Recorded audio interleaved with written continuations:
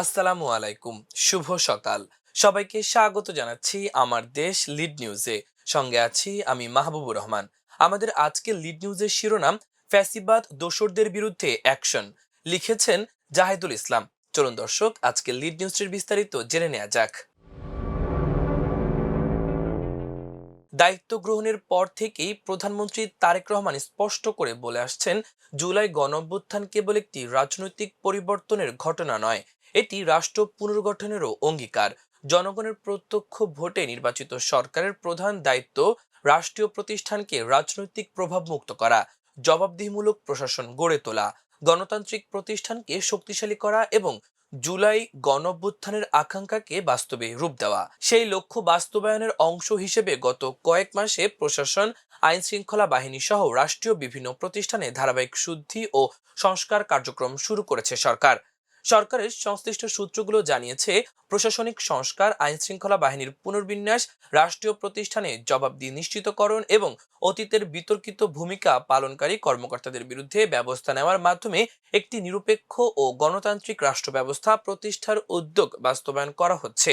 বিশেষ করে ২০১৮ সালের বিতর্কিত রাতের ভোট এ দায়িত্ব পালনকারী ৩২ জন সাবেক জেলা প্রশাসক, অর্থাৎ বর্তমানে যুগ্ম সচিব এবং বিভিন্ন পর্যায়ে মোট ৮০ জন জ্যেষ্ঠ পুলিশ কর্মকর্তাকে বাধ্যতামূলক অবসরে পাঠানোর সিদ্ধান্তকে সরকারের সংস্কার কর্মসূচির গুরুত্বপূর্ণ অংশ হিসেবে দেখা হচ্ছে। এছাড়া অসুস্থতার কারণ দেখিয়ে রাষ্ট্রপতির পদ থেকে সরে গেছেন শাহাবুদ্দিন চুপ্পু। সরকারের রাজনৈতিক মহলে এই পদত্যাগকে রাষ্ট্রের প্রতিটি স্তর থেকে ফ্যাসিবাদ মুক্ত প্রশাসন গঠনের একটি গুরুত্বপূর্ণ বার্তা হিসেবে দেখা হচ্ছে। সংশ্লিষ্টদের মতে এর মাধ্যমে সরকার অতীতের স্বৈরাচারী শাসনের সঙ্গে সম্পৃক্ত বা বিতর্কিত ব্যক্তিদের রাষ্ট্রের গুরুত্বপূর্ণ দায়িত্বে বহাল রাখার নীতি থেকে সরে আসার বিষয়টি স্পষ্ট করেছে। একই সঙ্গে প্রশাসনের বিভিন্ন স্তরে দায়িত্বে থাকা কর্মকর্তাদের কর্মকাণ্ড নিবিড়ভাবে পর্যবেক্ষণ করা হচ্ছে। এক্ষেত্রে সরকারের লক্ষ্য হচ্ছে রাষ্ট্রযন্ত্রকে আরো জবাবদিহিমূলক, নিরপেক্ষ ও সংস্কারমুখী কাঠামোর পরিচালনা করা এবং দায়িত্ব পালনের ক্ষেত্রে কোনো ধরনের পক্ষপাত, অনিয়ম বা বিতর্কের সুযোগ না রাখা। গত মাসে সংসদ অধিবেশনে জনপ্রশাসন প্রতিমন্ত্রী আব্দুল বারী জানিয়েছিলেন, বিগত আওয়ামী শাসনামলে প্রশাসনের যারা প্রকাশ্যে ফ্যাসিস্ট সরকারকে দীর্ঘস্থায়ী করার জন্য কাজ করেছেন, তাদের চিহ্নিত করতে বিভিন্ন তদন্ত সংস্থার কাজ চলমান আছে।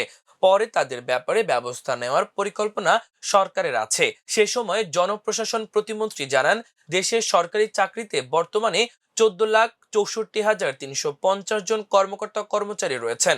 ৫,২১,৯২২টি পদ শূন্য রয়েছে। মন্ত্রীর দেওয়া তথ্য অনুযায়ী সচিব, সিনিয়র সচিবদের ৬৯টি পদের বিপরীতে ৬৭ জন, অতিরিক্ত সচিবের ৩৬৮ পদের বিপরীতে ৩৭৮ জন, যুগ্ম সচিবের ১,১১৬টি পদের বিপরীতে ৮৯৩ জন এবং উপসচিবের ২,২৪৫টি পদের বিপরীতে ২,৯৪০ জন কর্মরত রয়েছেন। প্রধানমন্ত্রীর তথ্য উপদেষ্টা জাহিদুর রহমান সম্প্রতি সংবাদ সম্মেলনে বলেন, সরকার আনুষ্ঠানিকভাবে কোথাও বলেনি ২০১৮ সালে নির্বাচনে দায়িত্ব পালনের কারণে সংশ্লিষ্ট জেলা প্রশাসক ও যুগ্ম সচিবদের বাধ্যতামূলক অবসরে পাঠানো হয়েছে। সরকারি চাকরির বিধান অনুযায়ী চাকরির বয়স ২৫ বছর পূর্ণ হলে সরকার জনস্বার্থে কোনো কর্মকর্তাকে কারণ দর্শানো ছাড়াই অবসরে পাঠাতে পারে এবং সংশ্লিষ্ট কর্মকর্তাদের ক্ষেত্রেও সেই বিধান প্রয়োগ করা হয়েছে। তিনি বলেন, সাংবাদিকরা তাদের দায়িত্বকাল ও নির্বাচনের সঙ্গে সম্পর্ক খুঁজে বের করেছেন, কিন্তু সরকার আনুষ্ঠানিকভাবে এমন কোনো কারণ উল্লেখ করেনি। তবে তিনি মন্তব্য করেন, ২০১৮ সালের নির্বাচন বাংলাদেশের গণতান্ত্রিক ব্যবস্থাকে মারাত্মকভাবে ক্ষতিগ্রস্ত করেছে। আইন শৃঙ্খলা বাহিনীর সদস্য এবং নির্বাচনী অপরাধে জড়িত অন্য ব্যক্তিদের ভূমিকাও অনুসন্ধান করা উচিত। তিনি বলেন, ২০১৮ সালে নির্বাচনের ঘটনার বিচার না করা হলে সেটি ভবিষ্যতের জন্য একটি নেতিবাচক দৃষ্টান্ত হয়ে থাকবে। প্রয়োজনে নির্বাচনী অপরাধে জড়িতদের বিরুদ্ধে ফৌজদারি ব্যবস্থাও নেওয়া যেতে পারে। ২০০৮, ২০১৪ ও ২০১৮ সালে নির্বাচন নিয়ে নিরপেক্ষ অনুসন্ধানের প্রয়োজন রয়েছে বলেও মন্তব্য করেন তিনি। ফ্যাসিস্ট আওয়ামী লীগ সরকারের আমলে অনুষ্ঠিত ২০১৮ সালের বিতর্কিত রাতের ভোটের সময় রিটার্নিং কর্মকর্তার দায়িত্ব পালনকারী ৩২ জন জেলা প্রশাসককে সম্প্রতি বাধ্যতামূলক অবসরে পাঠিয়েছে সরকার। গত ২৭ জুলাই জনপ্রশাসন মন্ত্রণালয়ের প্রজ্ঞাপনে এই সিদ্ধান্ত জানানো হয়। জনপ্রশাসন মন্ত্রণালয়ের সূত্রে জানা গেছে, ২০১৪, ২০১৮ ও ২০২৪ সালের জাতীয় নির্বাচনে জেলা প্রশাসক ও রিটার্নিং কর্মকর্তা হিসেবে দায়িত্ব পালনকারী কর্মকর্তাদের ভূমিকা ধাপে ধাপে পর্যালোচনা করা হচ্ছে। সেই প্রক্রিয়ার অংশ হিসেবেই ৩২ জন যুগ্ম সচিবকে বাধ্যতামূলক অবসরে পাঠানো হয়েছে। এর আগে একই প্রক্রিয়ায় আরো ২২ জন সাবেক জেলা প্রশাসককে বাধ্যতামূলক অবসরে পাঠানো হয়েছিল।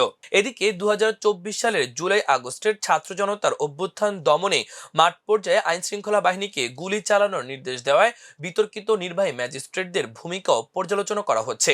এর অংশ হিসেবে প্রধানমন্ত্রীর কার্যালয়ের পরিচালক নাসিরুদ্দিন সারোয়ারকে গত ৪ জুলাই জনপ্রশাসন মন্ত্রণালয়ে সংযুক্ত করা হয়েছে। প্রশাসনের পাশাপাশি পুলিশ বাহিনীতেও বড় ধরনের পুনর্বিন্যাস করেছে সরকার। গত ২৩ জুলাই ৩ জন ডিআইজি, ১২ জন অতিরিক্ত ডিআইজি এবং ২ জন পুলিশ সুপার সহ মোট ১৭ জন জ্যেষ্ঠ কর্মকর্তাকে সরকারি চাকরির আইন ২০১৮ এর ৪৫ ধারা অনুযায়ী জনস্বার্থে বাধ্যতামূলক অবসরে পাঠানো হয়। এর আগে জুন মাসে ৩৩ জন জ্যেষ্ঠ পুলিশ কর্মকর্তাকে, ১৩ জন ডিআইজি, ১৮ জন অতিরিক্ত ডিআইজি এবং একজন এসপিকে বাধ্যতামূলক অবসরে পাঠানো হয়।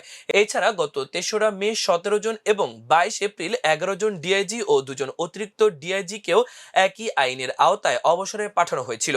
এ নিয়ে বর্তমান সরকারের ৫ মাসে মোট ৮০ জন জ্যেষ্ঠ পুলিশ কর্মকর্তা বাধ্যতামূলক অবসরে গেছেন।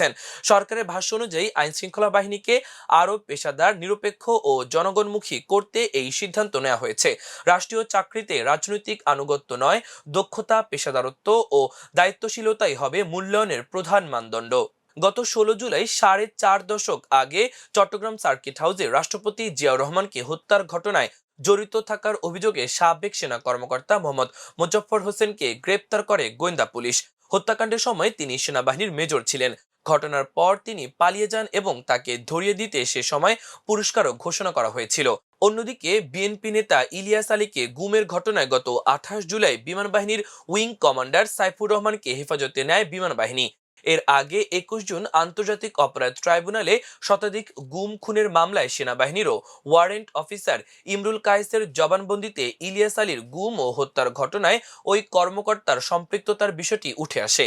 এছাড়া জুলাই বিপ্লবের সময় ছাত্র জনতার উপর গুলি চালানোর অভিযোগে কয়েকজন কর্মকর্তা আন্তর্জাতিক অপরাধ ট্রাইব্যুনালে বিচারাধীন রয়েছেন। ২০২৪ সালের ৫ আগস্ট রাজনৈতিক পট পরিবর্তনের পর থেকে পুলিশ প্রশাসনে ধারাবাহিক সংস্কারের অংশ হিসেবে বিভিন্ন ধাপে ২ শতাধিক ঊর্ধ্বতন কর্মকর্তাকে বাধ্যতামূলক অবসরে পাঠানো হয়েছে। ডিআইজি, অতিরিক্ত ডিআইজি ও এসপি পদমর্যাদার কর্মকর্তারা সরকারি চাকরির আইন ২০১৮ এর ৪৫ ধারা অনুযায়ী জনস্বার্থে অবসরে গেছেন। একইভাবে অন্তর্বর্তী সরকারের সময়ও আওয়ামী লীগের সঙ্গে ঘনিষ্ঠতার অভিযোগে কয়েকশো আমলাকে বাধ্যতামূলক অবসরে পাঠানো হয়েছিল। সেই ধারাবাহিকতায় ১২ ফেব্রুয়ারি বর্তমান সরকার দায়িত্ব গ্রহণের পরও শতাধিক কর্মকর্তার বিরুদ্ধে একই ধরনের ব্যবস্থা নেওয়া হয়েছে। সরকারের দায়িত্বশীল মহলের মতে, রাষ্ট্র সংস্কার কেবল প্রশাসনিক রদবদলের মধ্যে সীমাবদ্ধ নয়, বরং একটি জবাবদিহিমূলক, মানবিক ও উন্নয়নমুখী রাষ্ট্র গড়ে তোলাই বর্তমান সরকারের লক্ষ্য। সেই লক্ষ্য বাস্তবায়নে প্রশাসনে শুদ্ধি অভিযান, রাষ্ট্রীয় প্রতিষ্ঠানে জবাবদিহি নিশ্চিতকরণ, তরুণদের ইতিবাচক কর্মকাণ্ডে সম্পৃক্ত করা এবং জুলাই বিপ্লবের আদর্শকে রাষ্ট্র পরিচালনার প্রতিটি স্তরে প্রতিফলিত করার উদ্যোগ একযোগে বাস্তবায়ন করা হচ্ছে। রাজনৈতিক বিশ্লেষকদের মতে, দায়িত্ব গ্রহণের পর থেকেই প্রধানমন্ত্রী তারেক রহমানের সরকার একদিকে রাষ্ট্রীয় প্রতিষ্ঠান পুনর্গঠন, অন্যদিকে উন্নয়ন, বিনিয়োগ, প্রশাসনিক সংস্কার ও সুশাসন প্রতিষ্ঠার উদ্যোগ সমান্তরালভাবে এগিয়ে নিচ্ছেন। সরকারের প্রত্যাশা, এই ধারাবাহিক সংস্কার কর্মসূচি নতুন বাংলাদেশ নির্মাণের দীর্ঘমেয়াদী ভিত্তি হিসেবে কাজ করবে এবং একটি জবাবদিহিমূলক, নিরপেক্ষ ও গণতান্ত্রিক রাষ্ট্র ব্যবস্থা প্রতিষ্ঠায় গুরুত্বপূর্ণ ভূমিকা রাখবে। এদিকে সরকার সংশ্লিষ্টরা জানান, প্রশাসনের বিভিন্ন স্তরে আওয়ামী লীগের রাজনৈতিক পৃষ্ঠপোষকতায় সুবিধাপ্রাপ্ত ও বিতর্কিত কর্মকাণ্ডে জড়িত বলে চিহ্নিত কর্মকর্তাদের কার্যক্রমও পর্যালোচনা চলছে। বিভিন্ন মন্ত্রণালয় ও সংস্থায় ইতোমধ্যে তদন্ত ও মূল্যায়ন কার্যক্রম শুরু হয়েছে। নীতি নির্ধারকদের মতে, রাষ্ট্রযন্ত্রকে দলীয় প্রভাব মুক্ত করে একটি নিরপেক্ষ, দক্ষ ও জবাবদিহিমূলক প্রশাসন প্রতিষ্ঠাই সরকারের মূল লক্ষ্য। সেই ধারাবাহিকতায় শতাধিক কর্মকর্তার কর্মকাণ্ড নিবিড় নজরদারিতে রাখা হয়েছে বলে সংশ্লিষ্ট সূত্রে জানা গেছে। প্রিয় দর্শক, আমাদের আজকের লিড নিউজের আয়োজন এ পর্যন্তই। আগামীকাল আরেকটি লিড নিউজ নিয়ে আপনাদের সামনে হাজির হব। সেই পর্যন্ত মহান আল্লাহ তাআলা আপনাদের সবাইকে ভালো রাখুক, সুস্থ রাখুক। এতক্ষণ সঙ্গে থাকার জন্য অসংখ্য ধন্যবাদ। আল্লাহ হাফেজ।